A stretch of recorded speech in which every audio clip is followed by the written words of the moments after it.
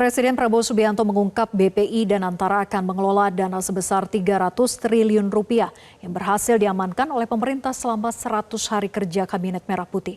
Sementara nilai total aset yang akan dikelola dan Antara mencapai 14.000 triliun rupiah.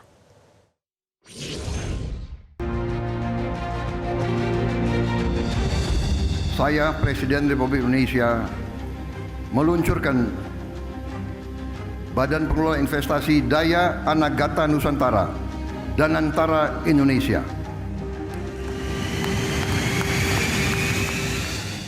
Presiden Prabowo Subianto resmi meluncurkan Badan Pengelola Investasi Daya Anagata Nusantara atau BPI Danantara di Istana Kepresidenan Jakarta Pusat.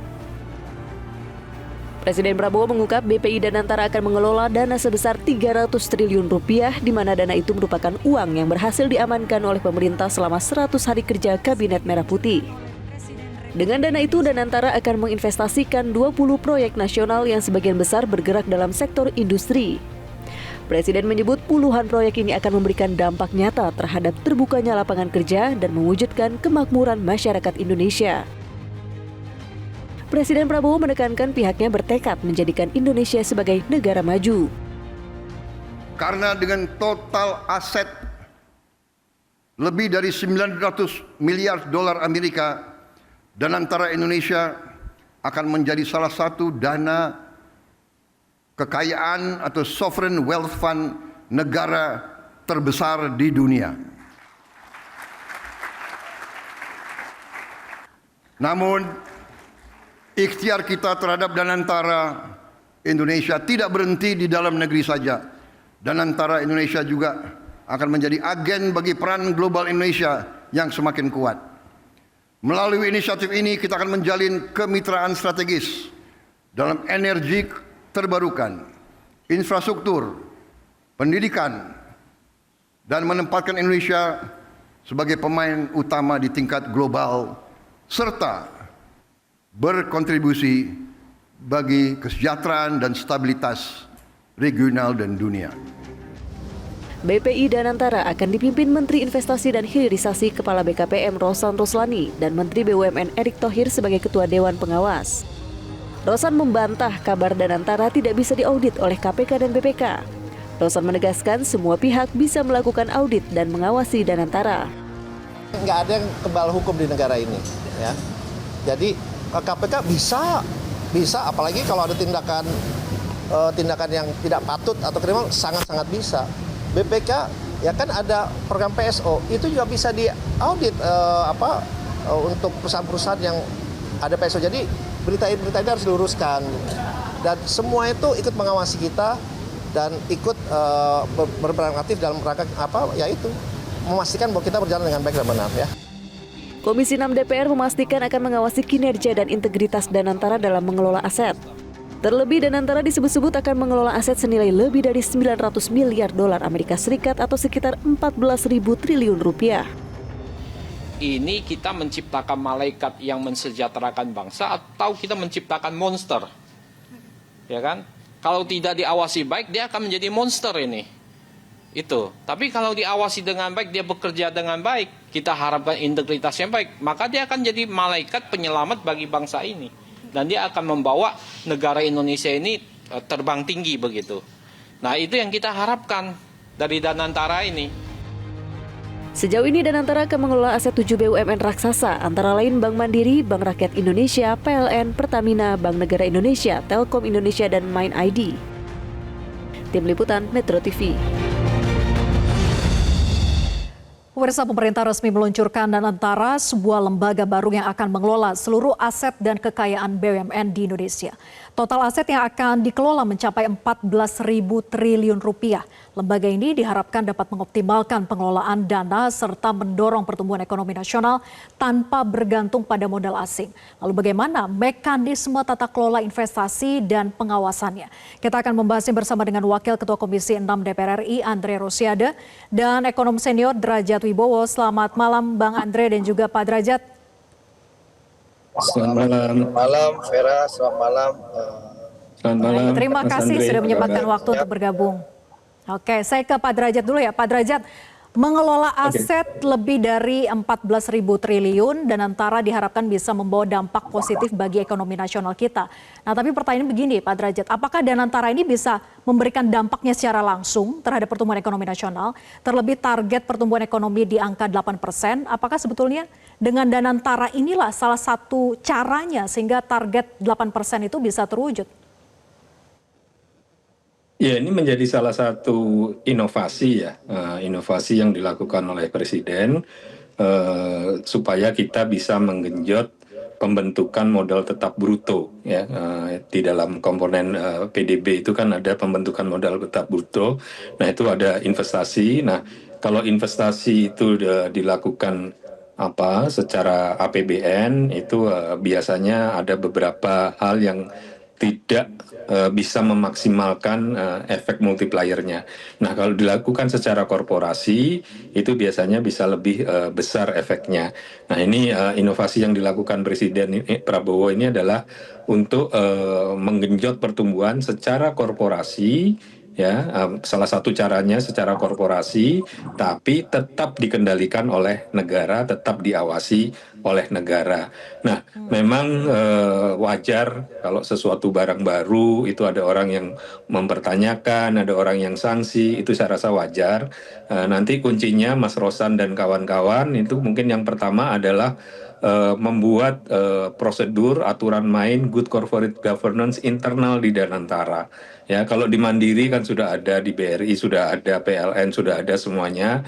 Tapi corporate culture antar perusahaan-perusahaan ini kan berbeda. Nah, itu perlu dilebur dalam satu good corporate governance rule and regulation yang internal, aturan internal Danantara. Kemudian juga prudential investment prosedur ya, prosedur investasi yang berhati-hati juga perlu dibuatkan di internal. Doni itu dulu salah satu salah satu yang saya kenal ya, Pak Doni itu dia lumayan berpengalaman untuk urusan ini. Jadi saya rasa kepada masyarakat oke, ada kritik, ada kesangsian segala macam itu wajar, tapi beri kesempatan. Kemudian kita lihat saja tahap-tahapan yang dilakukan oleh Mas Rosan dan kawan-kawan ini sesuai dengan sesuai dengan tata kelola korporasi modern dengan international best practice atau tidak, dengan praktek internasional terbaik atau tidak. Kita sudah punya banyak contohnya, ada Temasek ya, tapi juga ada contoh yang tidak berhasil ya, saya nggak usah sebutkan di negara lain. Nah, kita ambil contoh dari dana-dana kelolaan investasi ini yang besar-besar di Finlandia ada, di Singapura ada. Kita ambil contoh di situ dan saya rasa Mas Rosan sangat berpengalaman dan mumpuni di situ. Singkatnya bahwa multiplier efeknya itu apakah memang sampai kepada dampak ekonomi langsungnya terhadap pertumbuhan ekonomi kita dengan target 8% itu? Iya, bisa. Bisa. Contoh konkretnya begini, seandainya nanti Danantara ini kan 14 triliun itu kan target yang diharapkan oleh Presiden ya. Dana yang mungkin tersedia itu kan nanti tergantung pada penghematan APBN. Katakanlah dana tersedia 300 triliun. Nah, 300 triliun itu Danantara nanti perlu menginvestasikan di program-program yang memang sesuai dengan prioritas pemerintah. Misalnya nih salah satu contohnya. Bisa saja Danantara nanti berinvestasi di penggilingan padi. Sesuatu yang nggak terbayangkan, tapi itu pengaruhnya besar sekali bagi perekonomian rakyat. Banyak sekali petani kita harga gabah sering anjlok karena penggilingan padi kurang bagus. Danantara bisa di situ, tapi saya nggak mengatakan Danantara harus ke situ. Itu tentu keputusan Danantara, keputusan pengelola dan pengawasnya. Jadi mereka bisa memilih proyek-proyek yang memang betul-betul langsung efek multipliernya tinggi, tapi bisa juga mereka memilih proyek-proyek mercusuar. Nah, ini yang perlu dikawal nanti Mas Andri dan kawan-kawan juga dari DPR akan mengawasi ya. Ini Danantara akan ngambil proyek-proyek mercusuar yang efek ekonominya itu nggak bisa dirasakan langsung atau dirasakannya sangat panjang, sangat lama, atau proyek-proyek yang memang efek ekonominya, efeknya terhadap multipliernya terhadap pertumbuhan, terhadap kesempatan kerja, ya, terhadap pemerataan, itu yang paling tinggi. Nah, di situ peranan kita dan juga termasuk peranan Metro nanti, ya, bagaimana mengawasi Danantara. Ini memang sebuah proyek raksasa, inovasi raksasa. Nah, Bapak Presiden sudah benar sekali, perlu diawasi oleh semua pihak, tapi ya diawasi semua pihak, tapi pelaksana diberi kebebasan. Undang-undang yang sudah diteken oleh teman-teman di DPR dan pemerintah itu memberi kebebasan korporasi kepada mereka. Jadi kasarnya, oke, lu gua kasih uang, lu gua kasih kebebasan, lu gua awasi, sekarang tugas lu untuk membuktikan bahwa lu berprestasi dan menghasilkan pertumbuhan bagi rakyat. Itu sebenarnya yang Danantara ke depannya ke sana.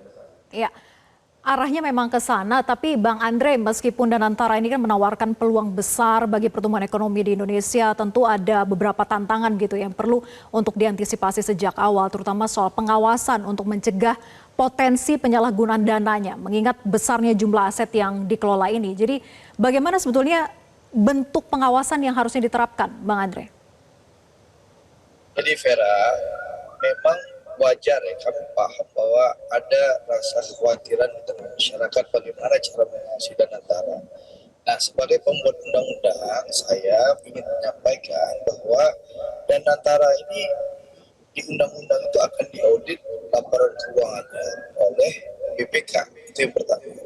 Lalu yang kedua, di undang-undang juga kita sudah memasukkan yang namanya Dewan Pengawas. Dan selain Dewan Pengawas itu adalah pejabat di instruksi Presiden. Kita semua tahu ya, anggota Dewan Pengawas selain Pak Menteri BUMN, Pak Erick Thohir sebagai ketua, lalu ada Pak Mulyaman Hadad sebagai wakil, itu anggotanya jelas bahwa ada Jaksa Agung, Kapolri, Ketua KPK, Ketua BPKP, sampai Kepala PPATK.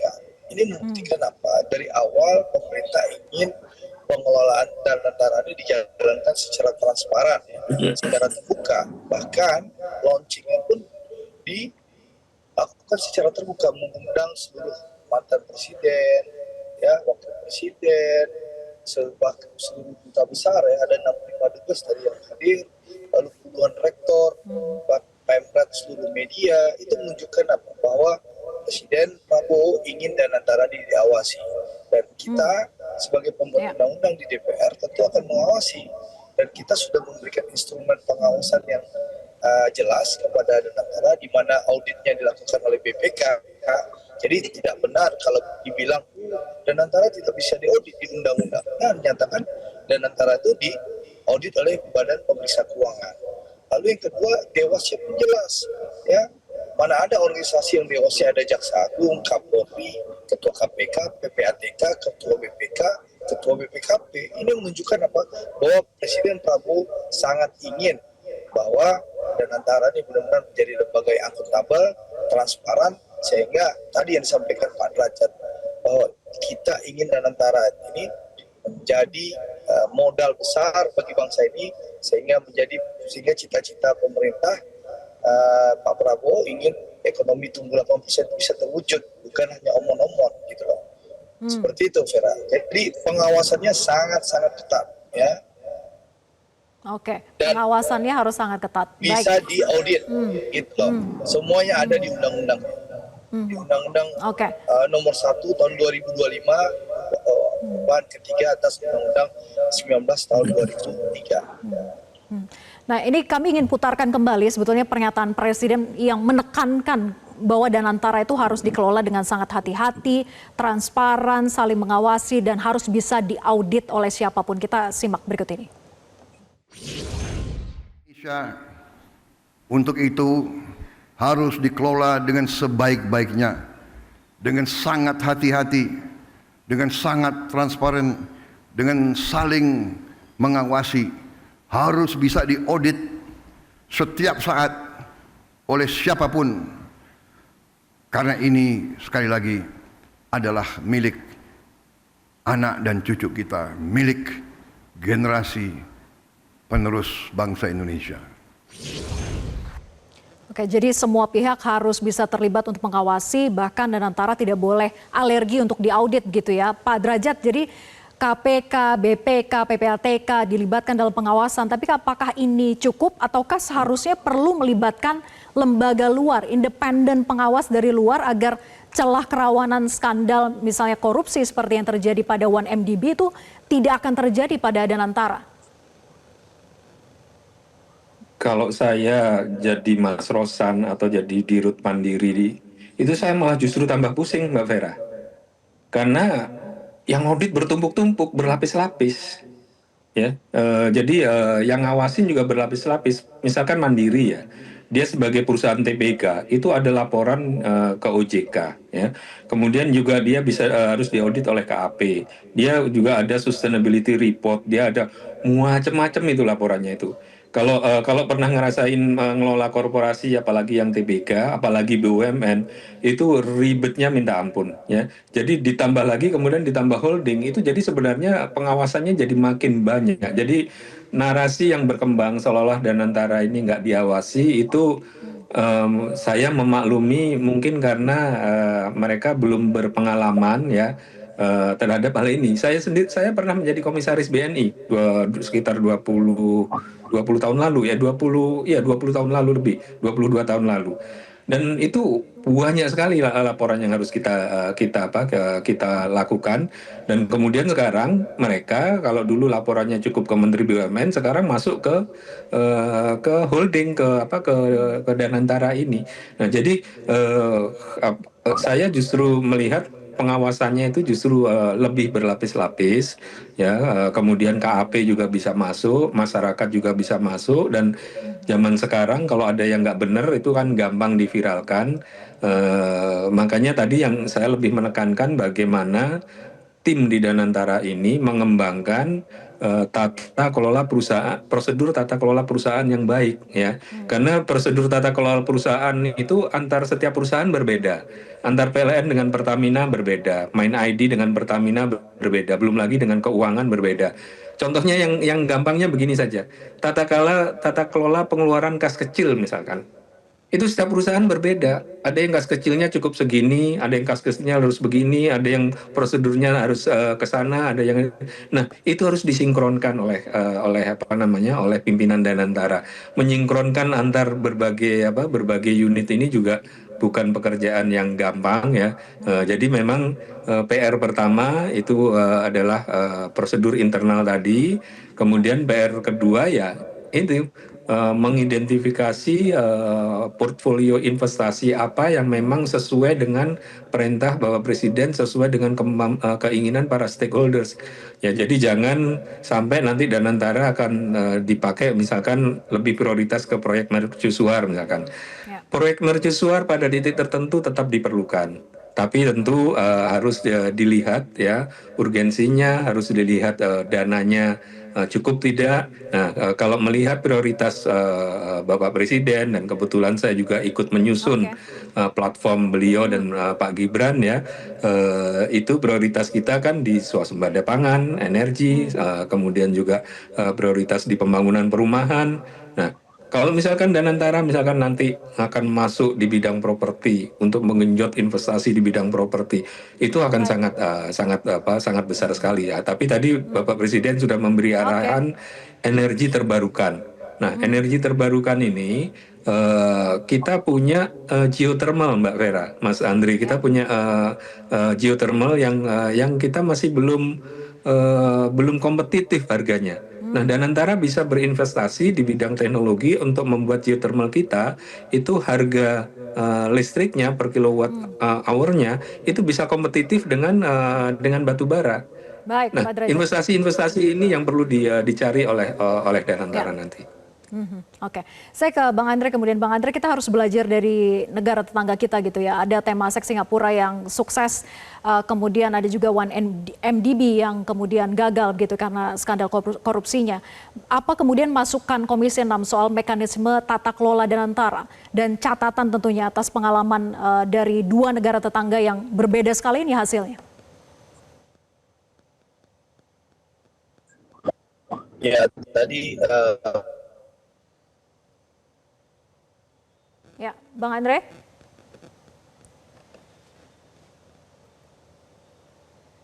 Fair kan mengatakan bagaimana kalau kita juga menjadi anggota Dewan Pengawas Negara. Itu pertama. Lalu yang kedua soal tata kelola ya. Jadi Danantara ini sudah diatur oleh undang-undang bagaimana cara pengelolaannya. Jadi tidak semua. Jadi Danantara ini juga banyak keputusannya nanti diambil bersama-sama dengan Menteri BUMN dan juga dikonsultasikan dengan komisi terkait di DPR. Jadi banyak sekali kita memberikan fungsi pengawasan yang jelas di DPR maupun Menteri BUMN juga mengawasi baik Pak Erick sebagai Menteri BUMN maupun sebagai Ketua Dewan Pengawas. Jadi benar-benar Danantara ini sudah dipagari supaya tidak akan melenceng. Jadi karena sekali lagi ini kan mimpi besar pemerintahan Pak Prabowo ya. Bagaimana dengan Danantara ini kita bisa melakukan lompatan besar ya, bahwa negara kita yang selama ini tergantung dengan investasi asing bisa berdiri di kaki sendiri, kita bisa membangun hilirisasi dengan kemampuan sendiri gitu loh. Kan Pak Prabowo itu ingin membuktikan soal paradoks Indonesia ini. Jangan sampai paradoks Indonesia yang disampaikan Pak Prabowo itu sebatas omong-omong, tapi bisa dituntaskan. Caranya apa? Memastikan sumber daya alam kita tidak bocor dan tidak keluar dalam bentuk bahan baku ke luar negeri. Untuk itu, beliau akan melakukan hilirisasi. Nah, hilirisasi itu yang akan dilakukan oleh Pak Prabowo. Nah, pendanaannya dari Danantara, lalu renewable energy, lalu bagaimana ketahanan pangan, ketahanan energi, dan lain-lain yang menjadi prioritas bangsa kita ini, sehingga bangsa kita ini bisa mampu berdiri di kaki sendiri dan ekonomi Indonesia tumbuh menjadi 8%. Jadi sekali lagi Pak Prabowo ini presiden yang sangat serius. Beliau mempersiapkan ini secara matang dan beliau mengambil risiko untuk melakukan efisiensi anggaran agar Danantara ini bisa terwujud. Berarti Pak Prabowo nggak main-main untuk mengawasi dan memastikan Danantara ini sukses dan berhasil. Dan kita di DPR tidak akan memberikan cek kosong. Kita akan pastikan, kita kawal, kita awasi, dan kita pastikan Danantara ini dikelola secara profesional dan betul-betul transparan. Seperti itu. Ya. Dan Transparansi itu menjadi kunci bahwa begitu ya. figur-figur yang dipilih oleh Pak Prabowo ada figur-figur yang bisa dipercaya, bisa mampu membawa Danantara sukses nantinya, termasuk Dewan Pengawas yang sudah ditunjuk oleh Presiden. Ya, kredibilitasnya tentu akan dilihat juga oleh publik. Terima kasih Bang Andre dan juga Pak Derajat sudah bergabung bersama kami. Selamat malam. Jelajahi cara baru mendapatkan informasi. Download Metro TV Extend sekarang.